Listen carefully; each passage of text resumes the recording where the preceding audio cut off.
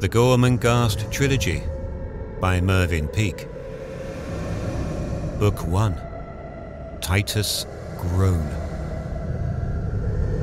The twins are restive.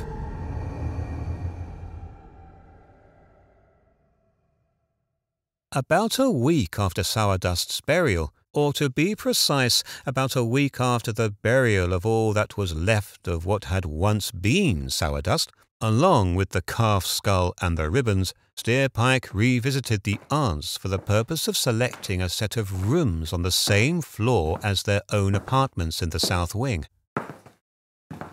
Since the burning, they have become not only very vain, but troublesome. They wished to know when, now that they had carried out the task according to plan, they were to come into their own. Why was not the south wing already alive with pageantry and splendour? Why were its corridors still so dusty and deserted? Had they set fire to their brother's library for nothing? Where were the thrones they had been promised? Where were the crowns of gold? At each fresh appearance of Steerpike in their apartments, these questions were renewed, and on every occasion it became more difficult to leave them mollified and convinced that their days of grievance were drawing to a close.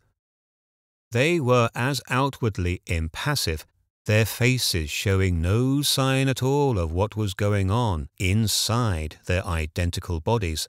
But Steerpike had learned to descry from the almost imperceptible movements which they made with their limp fingers roughly what was happening in their minds, or to what height their emotions were aroused.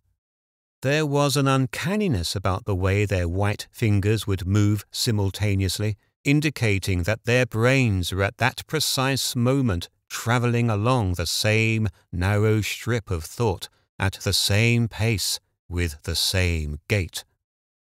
The glittering promises with which Steerpike had baited his cruel hook had produced an effect upon them more fundamental than he had anticipated. This concept of themselves as rulers of the south wing was now uppermost in their minds, and in fact it filled their minds, leaving no room for any other notion. Outwardly, it showed itself in their conversation, which harped upon nothing else. With the flush of success upon them, their fingers became looser, although their faces remained as expressionless as powdered slabs. Steerpike was now reaping the consequences of having persuaded them of their bravery and ingenuity, and of the masterly way in which they, and they alone, could set the library alight. It had been necessary at the time to blow them into tumours of conceit and self-assurance, but now, their usefulness for the moment at an end, it was becoming more and more difficult to deal with their inflation. However, with one excuse or another, he managed to persuade them of the inadvisability of rushing a matter of such magnitude as that of raising them to their twin summits. Such things must be achieved with deliberation, cunning, and foresight.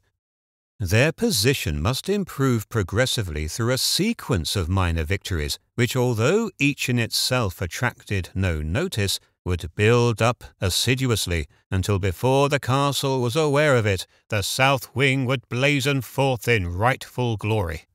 The twins, who had expected the change in their status to be brought about overnight, were bitterly disappointed, and although Steerpike's arguments to the effect that their power, when it came, must be something of sure foundation, convinced them when he spoke, yet no sooner were they alone than they reverted at once to a condition of chagrin, and Steerpike's every appearance was the sign for them to air their grievances anew.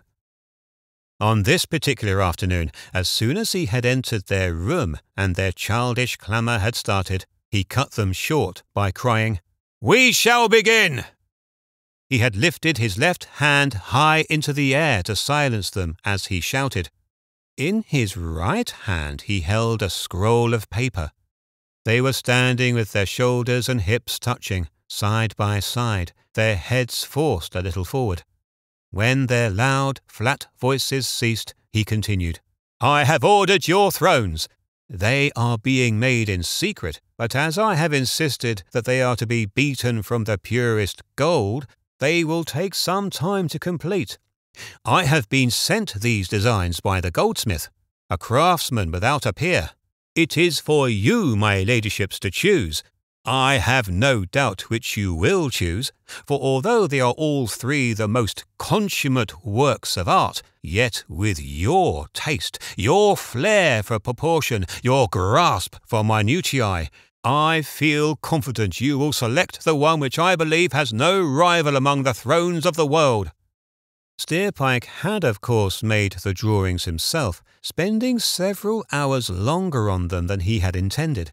For once he had started, he had become interested, and had the doctor or his sister opened his door in the small hours of this same morning, they would have found the high-shouldered boy bending over a table in his room, absorbed, the compasses, protractors, and set-square neatly placed in a row at the side of the table, the beautifully sharpened pencil travelling along the ruler with cold precision. Now, as he unrolled the drawings before the wide eyes of the aunts, he handled them deftly, for it pleased him to take care of the fruits of his labours. His hands were clean, the fingers being curiously pointed, and the nails rather longer than is normal. Cora and Clarice were at his side in an instant. There was no expression in their faces at all. All that could be found there was uncompromisingly anatomical. The thrones stared at the aunts, and the aunts stared back at the thrones. "I have no doubt which you will prefer, for it is unique in the history of golden thrones. Choose, your ladyships, choose," said Steerpike. Cora and Clarice pointed simultaneously at the biggest of the three drawings. It almost filled the page. "How right you are!" said Steerpike. "How right you are! It was the only choice. I shall be seeing the goldsmith tomorrow and shall advise him of your selection." "I want mine soon," said Clarice. "So do I," said Cora. "Very soon." "I thought I had explained to you," said Steerpike, taking them by their elbows and bringing them towards him. "I thought I had explained to you that the throne of hammered gold is not a thing which can be wrought overnight. This man is a craftsman, an artist. Do you want your glory ruined by a makeshift and ridiculous pair of bright yellow sit-upons? Do you want to be the laughing-stock of the castle all over again because you are too impatient? Or are you anxious for Gertrude and the rest of them to stare, open-mouthed with jealousy, at you as you sit aloft like two purple queens you undoubtedly are? Everything must be for the best. You have entrusted me to raise you to the status that is your due and right. You must leave it to me. When the hour comes, we shall strike. In the meanwhile, it is for us to make of these apartments something unknown to Gormenghast." "Yes," said Cora, "that's what I think. They must be wondrous. The rooms must be wondrous." "Yes," said Clarice, "because we are. The rooms must be just like us." Her mouth fell open, as though the lower jaw had died. "But we are the ones who are worthy. No one must forget that, must they, Cora?" "No one," said Cora. "No one at all." "Exactly," said Steerpike. "And your first duty will be to recondition the Room of Roots." He had glanced at them shrewdly. "The roots must be repainted. Even the smallest must be repainted, because there is no room in Gormenghast that is so wonderful as to be full of roots. Your roots. The roots of your tree." To his surprise, the twins were not listening to him. They were holding each other about their long barrel-like chests.